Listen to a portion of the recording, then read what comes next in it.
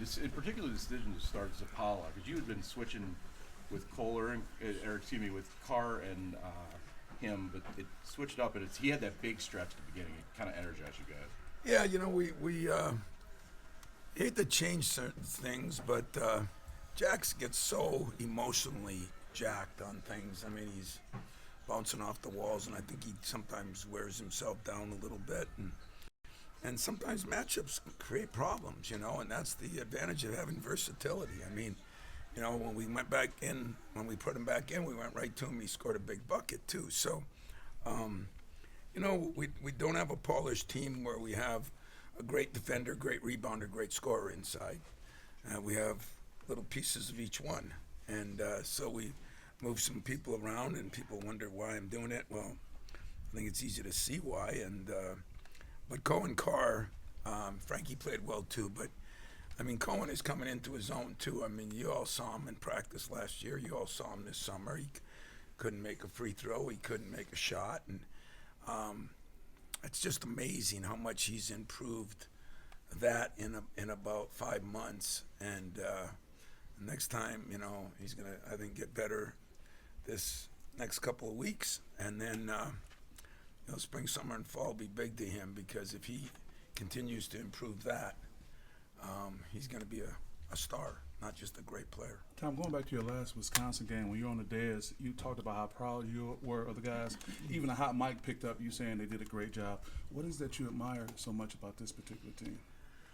Well, we're grinding them right now, I mean, and when you have to play at an elite level in your own way every game, because our margin for error is so slim, because we're not as talented as some teams, there's just not a lot of, like, everybody uses the term "my bad." I don't use it because I hate it, but it's a fact. It's what every kid says. My bad. That's supposed to ease the pain. But I try to express to them, my bad's in one and done time is not good. So I'll give you an example. So you all know how I grind about the missed free throw cutouts.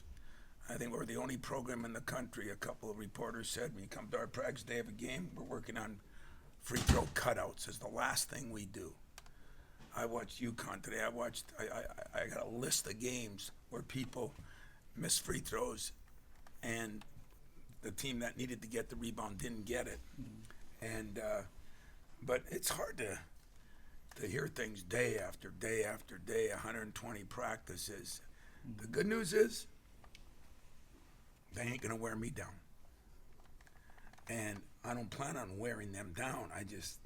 But I gotta figure out now. I gotta have meetings with a couple guys when I get home on how you do a better job. Our bigs were very questionable at times, and so they're not. But I'm not letting anybody wear down. That ain't happening. Tom, like the day where you don't get a ton out of Jace offensively for the game, to have a team though that is to the point where they can survive that in one and done time, like where Jaden is up to it, where Trey's up to those big shots, and other guys. Like, I mean, that's what you want though this time of year, right? Is that you can survive that situation.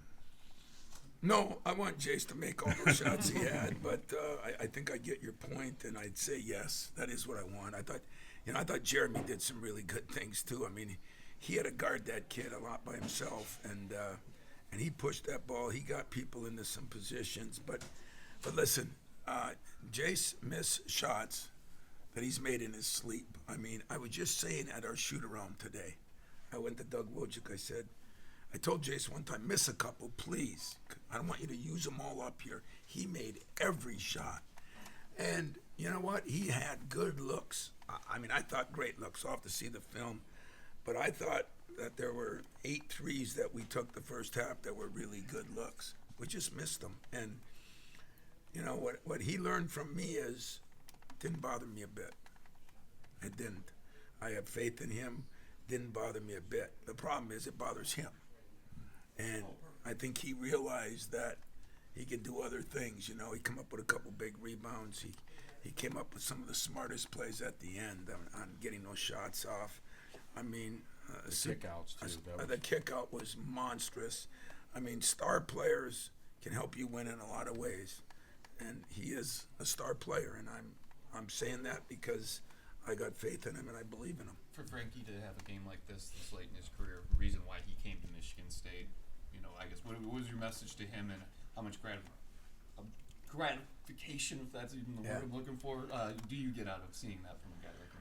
Well, it's been a tough year on Frankie in some ways. He came in, he was starting, then he was playing, then he wasn't playing as many minutes, and there's a big difference in levels sometimes, and I think he had to learn to adjust. And sometimes guys adjust faster than others. He had to get the right chance. We had to get him at the right position, maybe a little bit more. But what I do love about Frankie is him and Jaden. Frankie's in the gym so much it's scary.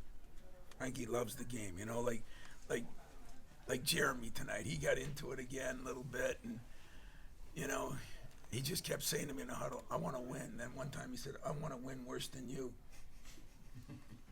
I took that as the ultimate compliment, by the way, and I said, "I'll give you a tie goes to the runner. That's it." And so Frankie, making those big plays, and every guy stepped up in some way or another, even as bad as Jackson was having a game. Even Coop wasn't, and then he made a couple big blocks, and I don't know who else made those blocks down there. There were a couple of monster blocks. Jeremy had one. had one. Jaden had one. I think Wow. Shimon had one early in that. second Shimon half. had one early, yeah, but on that Yeah. far end, I heard Jeremy was one. That, Yeah. I mean, that just shows you his athleticism is coming back, and he's just getting better and better too. I mean, we got some guys getting better. We just got to stick to what got us to where it got us. And what I'd like to become is an offensive and defensive team and a rebounding team. And those are the teams that move on in this tournament that can do it all, not just some of them. You talked about Jace from a mentality standpoint. Freshman, rough game, first NCAA tournament, and he's still in there mentally at the end. Yeah. What'd you It's awesome, observe isn't it? about that? Awesome. Just goes to tell you a little bit about the kid. I mean, he got down a couple times during the game, and I told him, "Don't you do that, Let me coach you." And he bounced back, and he kept saying in the huddle, he made one time he made an incredible pass that, and then he missed a wide open three, and he was mad. I said, "Hey, you just made one of the best passes that got us something, but that's part of the process, Different side of him, I guess, in some ways. Yeah, I loved it. I loved it. I learned a lot about him tonight. I learned a lot of how to help him through it, because I always know that it matters. And that's one thing about Jeremy too. Like Draymond, he can drive me crazy once in a while, but I do believe it matters. Tied with me, I do. I believe it's a 16 Sweet 16s for you. What does this team in the next week need to do to make it deeper? Yeah. We need to get more consistent with our defense. We have to shore up our offense a little bit, and we got to make some damn free throws. I mean, for a team that was shooting 82%, the last 6-8 games, we've been in the high 60s, and good free throw shooters missing. Frankie, beginning of the year, was a 90-something. I thought he was going to break the record.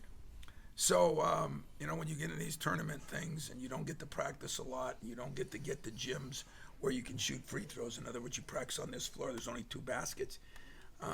We need to get back in the gym, and one of the ways will be get home sometime before 4 in the morning so we can get up tomorrow and go to work. How'd you like the focus and urgency dealing with their ball screen defense? I'm sure it took a lot of work and a lot of walkthrough. It did. We did walk through a lot. We went back to my old ways, 20 minutes, 25 minutes before dinner, after dinner, before breakfast, after breakfast. And we just, we had a ballroom that was great. we did a lot of film work, and we did a lot of, but in a shortened period of time, we didn't grind them in that way. And I wanted them to watch some of the games because that's the excitement of the tournament. And every time they came in after watching a great game, I said, this is why you're here now. Do you want to be moving on, or you want to be the one with sad faces? What do you want to do?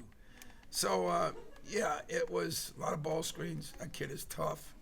The big guy is a beast down on the block.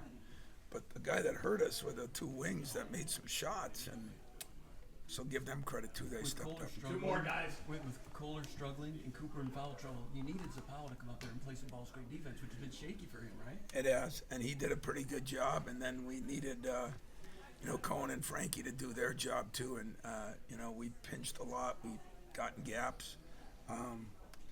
We made some mistakes. Like on that last drive that they made, we said, do not leave the 3-point shooter, give up a 2. And some of my best students kind of sometimes make mistakes, but tournament is a tricky time, you know, especially for upperclassmen, you know, who knows if you get another chance.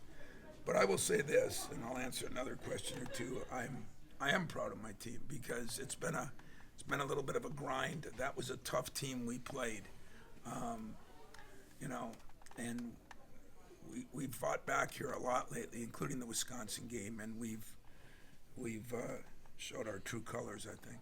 Coach, the last time that you made a run this deep, you ended up being in the Final Four and obviously playing against Chris and his team. What do you remember from that in terms of as you anticipate preparing for one of his type of teams? Well, I wasn't surprised they won, but I didn't find out till I was on the floor, I guess, after. And you know, Chris does a hell of a job. His teams are tougher than nails. They're going to come at you tooth and nail. They're going to defend and rebound. You know, I remember that from our game up there and in Minneapolis. He's a damn good coach, and he's probably got a real good team. I haven't seen him a lot. You know, I will tonight on the way home, and I will tomorrow. But I guess what I'm looking for is Michigan State getting a little better, back to what we do, and see if we can win in advance. My players say not survive in advance, win in advance, and we got our work cut out. But we're going down to Atlanta, where Cohen's from, and he says all the meals are on him, so I'm happy about that. Save some money and see what we can do. You didn't answer the question about 16, Sweet 16s. Yeah, what's that mean? Yeah, you know, I don't know what that means. I don't know what other people have done. You know, I don't. It's one of the things I don't follow as much. It seems like a lot. I know Mark Few's been to like 10 or 12 in a row. I haven't done that. So there's always somebody out there that's got a better record than yours or does something different. But what it says to me is a lot of good players, a lot of good coaches again, and the culture. I think the culture's got to get some credit for it. You know, the culture. You know, it's funny to get a text like I got from Draymond today. It was almost like, don't screw it up. You know what we do at this time of year. Now, if I sent one of those to him during the playoffs, I'd probably get some fingers back, okay? But I love that. I love that about my culture. I love that about my team. I love that about my former guys. And we'll see if we can do something. You know, we're going to have our work cut out, but we're going to play better. And that's no insult to anybody tonight. We just haven't done what I think we can do. And that's my job's to get us so we can do what we can do. Thanks, guys. Thank you. And it's a 7 o'clock game. 7 o'clock game. The earliest it can be. Whoa. Yeah. 7 o'clock game. Get some pizza. You know what that means? That means, Bob, you